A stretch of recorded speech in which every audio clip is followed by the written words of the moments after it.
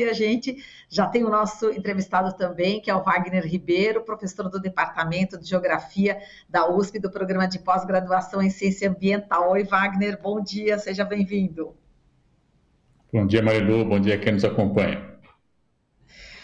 Bom, Wagner, vamos falar aqui sobre uma tragédia anunciada, né, que é a destruição da Amazônia, que vai ser catastrófica para o futuro da espécie humana no planeta. É uma revisão, né, da literatura científica que está fazendo esse alerta, é um novo artigo científico que afirma que, do ponto de vista climático, a degradação generalizada da Amazônia será uma catástrofe global irreversível. E, portanto, essa foi inclusive um artigo, né, da edição desta semana da revista Science, segundo os pesquisadores, muito além dos impactos diretos sobre a própria floresta ou sobre a própria região amazônica, o colapso do bioma teria o poder de desencadear alterações climáticas brutais em todo o planeta com consequências catastróficas para o bem-estar humano. E aí a gente inclui aí a insegurança hídrica, alimentar, migrações em massa e instabilidade política. E o interessante, né, Wagner, é que o trabalho é assinado por 19 pesquisadores de 6 países, incluindo muitos brasileiros, e desses brasileiros, 3 são da USP, né? O climatologista Carlos Nobre, né? Ele que também é pesquisador colaborador do Instituto de Estudos Avançados da USP, né? A Natália Nascimento, pós-doutoranda do programa Biota Síntese, também do IEA da USP, e a professora Lúcia Lohmann, né? Do Departamento de Botânica do Instituto de Biociências da USP.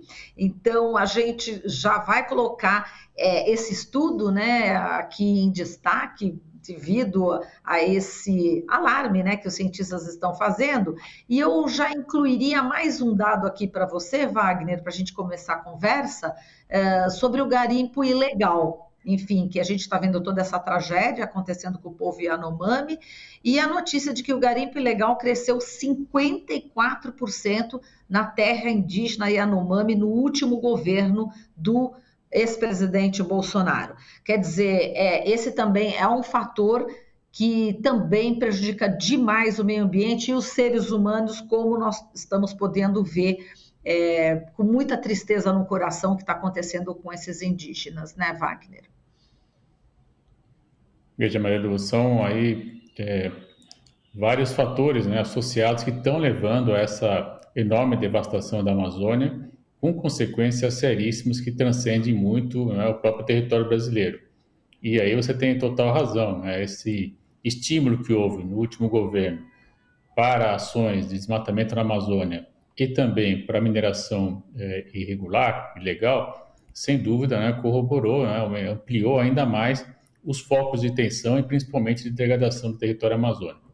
O que a gente tem que entender quando a gente fala de Amazônia, Marilu? Nós estamos falando de um sistema complexo, né, que está muito interligado. Tudo o que acontece ali, né, naquele vasto território, está articulado nas próprias condições geográficas do território e que tem, dada a sua grande dimensão, implicações diretas também nas outras áreas do planeta, né, especialmente quando a gente pensa em dinâmica climática. A analogia que eu gosto de fazer, que um colega da Biociência, o professor Marcos Buqueriti, comentou, eu achei sempre muito didático e sempre lembro e dou crédito a ele, é que as árvores na Amazônia são como se fosse uma espécie de bomba, Marilu, né? Elas têm um sistema de sucção que então vem pelas raízes, né? E faz com que esse volume de água extraordinário acabe evapotranspirando pelas folhas e então isso, ao final, vai ter a chuva, né? Que é muito intensa, né? Se estima que metade da chuva da Amazônia, para você ter uma ideia, é gerada na própria Amazônia. Mas não é só isso, né? Parte dessa chuva, a gente já sabe disso, ela acaba sendo transportada, ela vai pela calha do Rio Amazonas, chega lá, encontra a Cordilheira dos Andes, volta-se à esquerda e chega até o território brasileiro, e, inclusive não além do Brasil, né? Vai além também do Brasil, desculpe, vai até o Paraguai, parte da Argentina, enfim. Parte da chuva, portanto, que a gente recebe em outras áreas do país também são provenientes desse sistema hidráulico fantástico, extraordinário que está lá na Amazônia. O que nós estamos verificando, né? E esse trabalho é muito importante, né? Mostra que esse estado está cada vez mais avançado, o que traz muita preocupação. O que nós estamos verificando, na verdade, como cientistas, como pesquisadores, é que, na verdade, o que está ocorrendo é uma diminuição desse volume de água, né? Os regimes de chuva clássicos não estão mais tão presentes assim, né? Isso tem sido constatado, Marilu, porque nos últimos anos se percebe um aumento de períodos de longa estiagem que não são frequentes na Amazônia, né? Eles estão se tornando cada vez mais decorrentes, cada vez mais com maior intensidade quando a seca aparece. Isso afeta claramente, né? Porque quando você diminui a água, você diminui todas as possibilidades de vida, de reprodução dos micro-organismos, das espécies arbóreas também, e também de toda a fauna que está lá presente. E aí, evidentemente que ao mudar isso tudo, você afeta a dinâmica dos rios, e aí vamos chegar nos Yanomamis, que você dizia há pouco, e outros povos originários também que vivem na área. Quando você afeta a dinâmica do rio, você está simplesmente inviabilizando um modo de vida, né, de um povo tradicional, de um povo originário.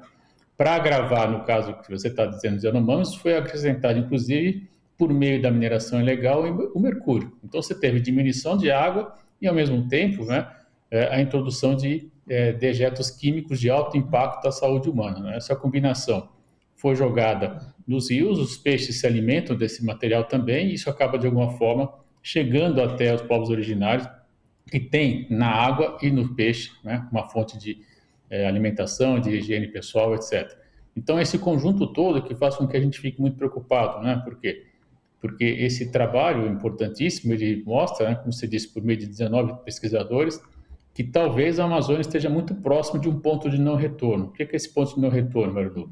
É quando o sistema natural não consegue mais realizar aquilo que é necessário para que ele possa ser mantido, né? E se isso ocorrer, o prognóstico é muito difícil, é muito duro, porque se prevê aí que nós vamos ter um regime de chuva muito diferente, bem mais seco, né? Isso vai implicar na reprodução das aves da Amazônia, por isso que em vez de ter essa exuberante, belíssima floresta, nós vamos passar a ter o que se chama de savana, né? Um cerrado sujo, enfim, árvores de menor porte, evidentemente, com mais intervalos entre uma árvore e outra, e fundamentalmente, Marilu, essa umidade não vai chegar até o sul-sudeste, por exemplo, do país, então vai afetar também a própria dinâmica, por exemplo, né, de produção agrícola, de abastecimento dos centros urbanos, de geração de energia elétrica, no caso brasileiro, né? Então, é importante ter clareza, Marilu, que o que acontece na Amazônia afeta, sim, a nós aqui no sul-sudeste, né? Afeta também na escala planetária, porque grande parte desse material que está hoje, uma forma de uma exuberante e belíssima floresta, é, na verdade, carbono acumulado, né? Se esse material se perde e ele vai para a atmosfera, a estimativa que esse próprio estudo aponta é que nós teríamos, só por conta desse volume extraordinário de carbono, 0,5% a mais na atmosfera como aquecimento. Isso, evidentemente, que somado a outros processos de aquecimento, podem trazer aí consequências seríssimas quando a gente está falando, aí sim, já na escala planetária, no aquecimento global. Então, é de fato, um conjunto de fatores que faz com que a gente tenha que estar muito alerta, né? E o quanto antes reverter esse tipo de degradação ambiental que está ocorrendo com muita intensidade, especialmente nos últimos anos, ainda mais no último, né? Daquele indivíduo que estava lá em Brasília, que ele parece que não quer voltar para o Brasil. Enfim. Está com medo, né, de ser preso, né? E Wagner, vamos falar aqui do relatório ainda que destaca que 17% da cobertura florestal da Amazônia já foi desmatada e 400% convertida em áreas de produção agropecuária, pastos, agricultura, enfim. Agora, somei tudo, né? 17 mais 14 dá 31%, né? Os cientistas estão dizendo o seguinte, que ninguém sabe dizer exatamente onde é que fica o chamado tipping point que você falou, ponto de virada, né? Que não tem, aí não se torna realmente irreversível, mas eles estimam que esteja entre 20% a 40% da área desmatada, ou seja, a gente já está com 31%, a gente já está nessa faixa, entre 20% e 40% da área desmatada. Então, isso significa que realmente está muito perto, por isso que quando a gente lê todo esse relatório, a gente estava até conversando antes, né, Wagner, é assustador, né? É assustador. Então, a gente pode já viver isso, já pode ser uma realidade, caso não tomemos medidas imediatas. Veja, Maria, essa é uma questão extremamente importante que você está trazendo, né? porque a ciência ela trabalha com muitas evidências, mas alguns momentos, né, é difícil ter precisão. Por mais que você tenha modelos matemáticos que conseguem hoje ter uma capacidade de previsão muito maior do que há 10, 20 anos atrás, alguns momentos ainda não podem ser exatamente ditos. Bom, quando chegar nesse volume de desmatamento, teríamos então o ponto de não retorno. Então, sem dúvida, nós podemos estar muito perto, sim, desse ponto, né, desse momento, que gera muita preocupação, porque uma vez um ecossistema alterado, né, para você recuperá-lo é sempre muito mais difícil, especialmente quando você está mexendo num fator fundamental que é a água, né? Se nós não tivermos o volume de água classicamente que ocorre nas áreas hoje, né, evidentemente que as formas de vida vão ter dificuldade de se manter. E é preciso lembrar também que a mudança do volume de água, de chuva, portanto, também vai alterar as temperaturas locais e para onde essa massa de água deixaria de ser transportada. Então, é uma série de fatores que a gente tem que estar atento, muito alerta, né? E tomar ações, Marilu, rápidas, né? E emergenciais para evitar que esse ponto de não retorno chegue, né? Com isso, é preciso, então, apoiar medidas como, por exemplo, combater claramente e de maneira muito dura, né, toda e qualquer tentativa de desmatamento, especialmente desmatamento ilegal, que foi, na verdade, o que mais aumentou dos últimos 4 a 6 anos no país, infelizmente, né?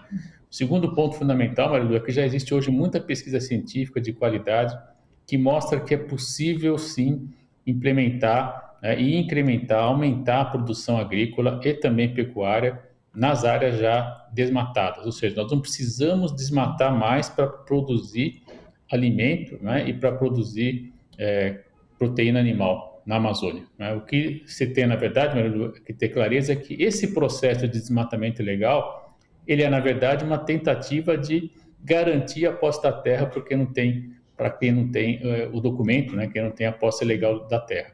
Por isso que hoje se fala com muita clareza que esse processo de desmatamento da Amazônia está criminalizado. Por quê? Porque ele está, na verdade, partindo de pessoas que têm intenção de se apropriar daquilo que não é dele, né? Nós estamos falando de terras que não têm ainda claramente a delimitação cadastral, né? Que não se sabe se é da União, se é do município, muitas vezes se é do Estado, enfim, estamos falando de terras que não têm titulação. E é por isso, então, que esse processo ocorre. Na verdade, é um processo de apropriação de terra da sociedade brasileira, né? Porque aquele que não está, que a terra devoluta é da sociedade brasileira.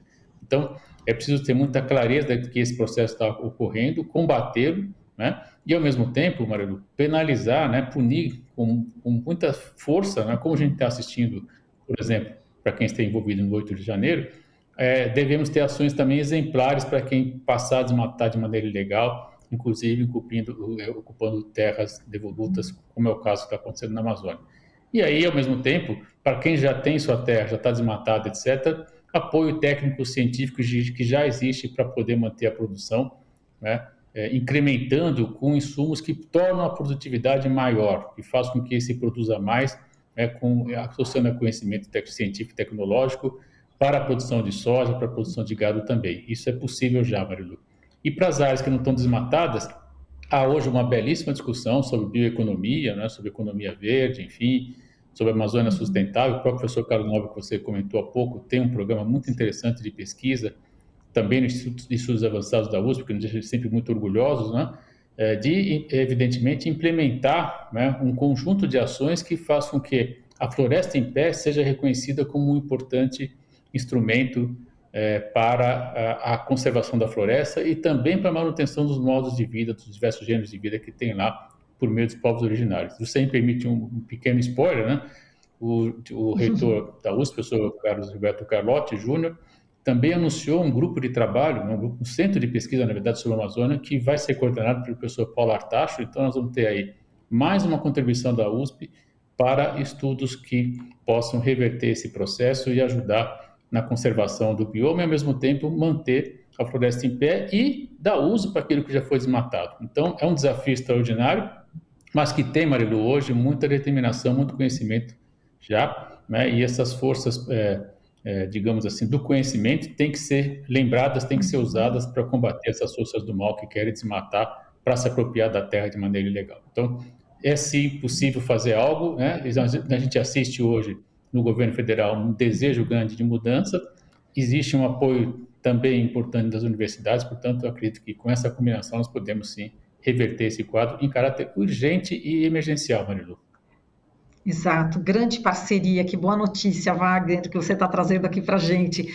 Agora, o próprio Carlos Nobre, né, também está alertando, enfim, que a gente está próximo, né, desse ponto de virada, e que também alguns cientistas, né, não alguns, muitos, aliás, já acham que esse ponto de já acontece no sudeste da Amazônia brasileira, né, onde a floresta está emitindo mais carbono para a atmosfera do que é capaz de absorver. E exatamente se acontecer com mais da metade da cobertura florestal da Amazônia, o Carlos Nobre também está alertando nesse documento que a Amazônia vai desaparecer em 30 anos ou 50 anos, está muito próximo, né? Então, essa é a urgência que você está falando, né, Wagner? É preciso agir agora, né? Ontem, anteontem, era para já ter agido, né? Mas, de qualquer forma, não tínhamos, né, um governo, né, que se preocupasse com a preservação, muito pelo contrário, ele estava só destruindo. Agora, realmente já existe parte da Amazônia que já não tem, que já chegou ao ponto de virada, né? Não há dúvida, Maria. Essa porção que você comentou, nós estamos falando do norte do Mato Grosso, né? E hoje Rondônia também, né? Com uma frente de desmatamento muito aguda, né? Mas é curioso quando a gente vai olhar o mapa do desmatamento, e aí eu fico sempre muito contente de ver o Marcos Rosa também, que foi meu aluno, está lá no Mapiomas, enfim, os geógrafos estão aí sempre envolvidos com coisas importantes, eu fico muito orgulhoso e feliz de ver uma geração aí que já não é a minha, né, mas que continua aí nas lutas. Aproveito para deixar um cumprimento ao trabalho importante do Marcos.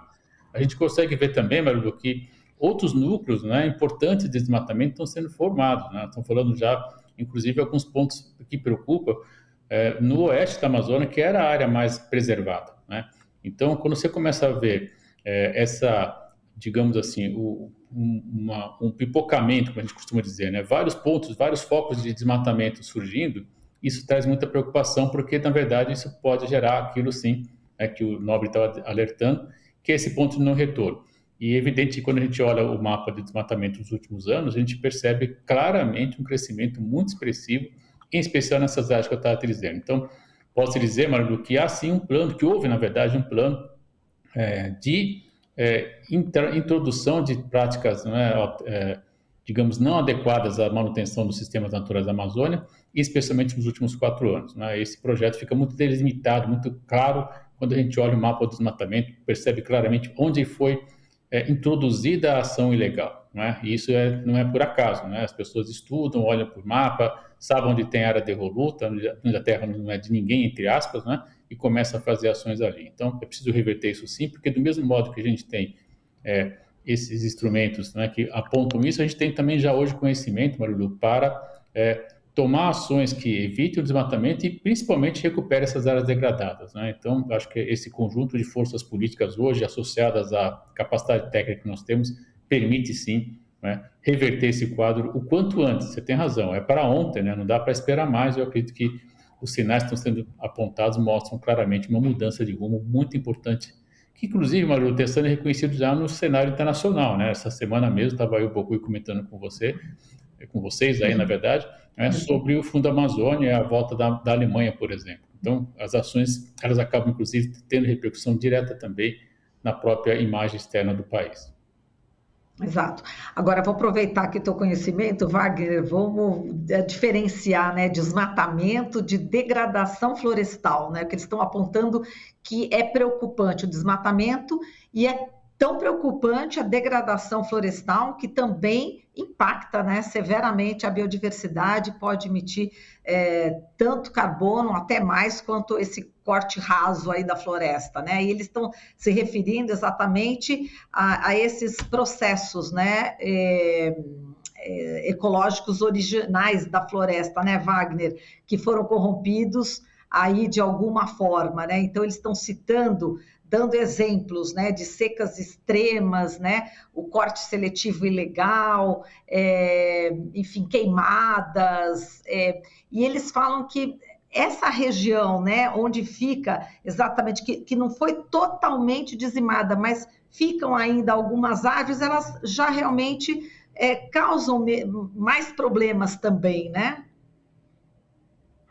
Veja, do ponto de vista conceitual, né, a gente pode dizer que tem o desmatamento quando você tem, de fato, né, a derrubada da floresta, aí você tem o desmatamento mais agudo, que é a retirada total, mas tem também a degradação, e aí nós estamos falando para além da floresta, das espécies arbóreas, por exemplo, né, quando nós estamos falando, por exemplo, da introdução do mercúrio, né, tem uma degradação muito mais aguda, evidentemente, porque além de tirar a cobertura vegetal, você introduz elementos externos aos processos naturais, como, por exemplo, o mercúrio, que vai depois penetrar no solo, chegar aos corpos d'água. Estou citando o mercúrio porque me parece que está mais ilustrado para todo mundo, dado, infelizmente, o que a gente verificou aí com as terras Yanomamis. Mas há outros processos também, né? Se nós pensarmos no caso dos agrotóxicos, né? Principalmente, esse material depois vai penetrar no solo, vai penetrar na água, né? Então você tem uma degradação muito aguda também. E a degradação ela vai além, portanto, ela é mais preocupante que o próprio desmatamento. Você, além de desmatar, né, você tira a vegetação, você introduz elementos externos que faz com que depois a resolução, a mitigação, como a gente costuma dizer, né, ela é muito mais cara, muito mais onerosa e muito mais demorada, né? E, portanto, a degradação ela tem impactos ainda mais sérios que o próprio desmatamento. O desmatamento já é absurdo, não deveria ocorrer, mas quando você desmata e, além disso, agrega elementos químicos de alto impacto, você está trazendo, de fato, um enorme prejuízo para todo o sistema natural e, como eu dizia há pouco, mesmo para todos nós que dependemos dessa água que vem da Amazônia, né, que dependemos do carbono fixado na Amazônia para manter as condições climáticas do planeta como estão hoje. Então, de fato, a degradação ela é muito mais preocupante, muito mais impactante e tem que ser combatida. E tem tecnologia para isso, Pedro. Temos conhecimento para isso, sim, para que a gente possa usar território que já está desmatado sem degradá-lo. Esse é o grande desafio, né? Porque o que se argumenta é que a terra da Amazônia não é tão fértil assim, né? Então, já que eu não consigo mais produzir, eu vou lá e desmato mais um pouquinho. Na verdade, não é bem isso. Nós sabemos já que existe, sim, algumas dificuldades técnicas para operacionalizar algum tipo de agricultura na Amazônia, mas é preciso, então, mudar a prática agrícola para a Amazônia, não introduzir lá uma espécie que não é adequada para aquelas condições de solo e de água que ocorre lá. Então, isso já é reconhecido e já tem, portanto, alternativas tecnológicas também e de produção agrícola, por exemplo, adequadas às próprias condições naturais do ecossistema amazônico. Exato, e o estudo está dizendo aqui que já 38%, né, das florestas remanescentes da Amazônia estão degradadas. Nossa, quase 40%, é um índice altíssimo, Wagner. Agora, tem essa boa notícia, né? Enfim, que a gente está num outro patamar agora, né? Enfim, estamos no governo Lula e justamente eles lembraram aqui que o Brasil combateu o desmatamento com sucesso, com redução de 80% entre 2004 e 2014. Quem eram os governos? Lula e Dilma. Quer dizer, agora a gente tem essa esperança pelo menos, né, Wagner? Não há dúvida, Marilu. Acho que o momento é bastante esperançoso, sim, a palavra é essa mesmo, né?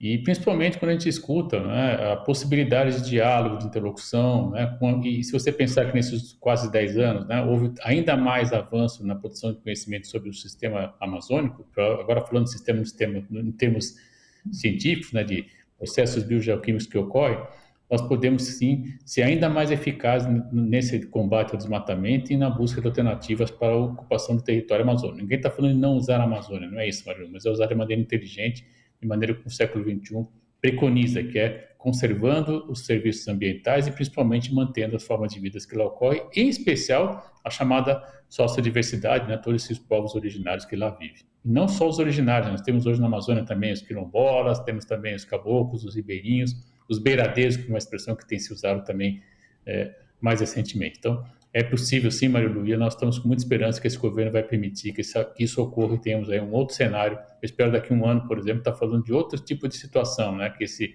quadro já está começando a ser revertido. Não é uma tarefa simples, mas ela é possível de ser realizada.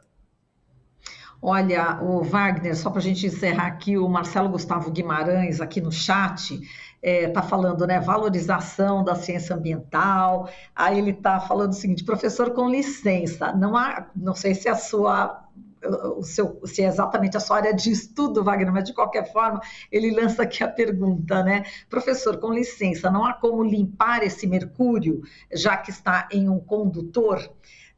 enfim, ele faz essa pergunta e fala também, né? Inclusive eu vi reportagem, viu, Marcelo, ontem, né, sobre os drones, né, que já estão distribuindo sementes, né, através de cápsulas de argila, né, para reflorestar uma área degradada, né? O Hiroshi já faz isso lá em Piracaia, né? Fazendo com a terra mesmo, colocando as sementinhas na terra e jogando, fazendo um mutirão, né, com as pessoas para poder reflorestar a parte da Mata Atlântica, né? Mas, enfim, essa questão do mercúrio realmente vai precisar de bastante estudo, já existem estudos. Como é que você vê essa questão aqui levantada pelo Marcelo Gustavo? Hoje, a tecnologia mais usada é a chamada biorremediação, onde você justamente faz o que você está dizendo, né? Você introduz espécies que podem ajudar, né, na agregação desse material que está disperso, por exemplo, no solo ou na água, né? É uma espécie que, de alguma maneira, vou dizer assim, ela atrai, não é bem isso, mas enfim, ela acaba acumulando esse tipo de material e depois você vai lá e recolhe essa espécie e, portanto, você diminui bastante a incidência do mercúrio. O problema é que há um espraiamento também, né, que a gente chama de poluição fugidia, ou seja, esse mercúrio ele acaba sendo transportado pela água, às vezes, e principalmente, né, ele acaba sendo introduzido na vegetação e também nas espécies, né, peixes, por exemplo, e mesmo para pequenos animais, né? E isso acaba, de alguma maneira, acumulando e é passado de geração em geração. Então, nós não sabemos, conseguimos prever exatamente, né, quanto tempo esse material vai estar circulando de um peixe ao outro. Não é uma tarefa simples, portanto, mas é possível sim combater, é possível, já tem conhecimento para isso. É demorado e é caro, mas é possível sim começar a reverter. É necessário mostrar que vamos reverter isso, né? Isso me parece fundamental e usar esse conhecimento que já existe para dar esse ponto de partida. Muito bem, e ele também está falando a respeito aqui da fiscalização, quer dizer, aquilo que a gente está falando, né, nesse novo quadro, né, político, será possível, né, incrementar a fiscalização, tacar fogo nesses helicópteros aí, nesse maquinário desses garimpeiros ilegais também, né, existe essa expectativa, né? Não há dúvida, assim, né? A gente precisa, nessa hora, as Forças Armadas são um parceiro muito importante, né, de justamente fazer monitoramento. Foi fechado, por exemplo, o espaço aéreo na terra Yanomami, enfim, são ações que, coordenadas com as forças militares, certamente podem ter uma contribuição, né, bastante importante para que a gente mude esse cenário. Ele é fundamental, Marilu, para nós e para a humanidade. Exato. Agora as Forças Armadas, com o comandante-em-chefe Lula, né, vão passar a trabalhar em prol aí também da nossa querida Amazônia, dos nossos queridos povos indígenas, né, Wagner? A gente agradece demais aqui a sua participação, te exploramos bastante hoje. Um beijo e até a semana que vem, Wagner. Até mais. Falamos aqui, até lá, com Wagner Ribeiro, professor do Departamento de Geografia da USP e do Programa de Pós-Graduação em Ciência Ambiental. Estamos apresentando Jornal Brasil Atual. As notícias que os outros não dão.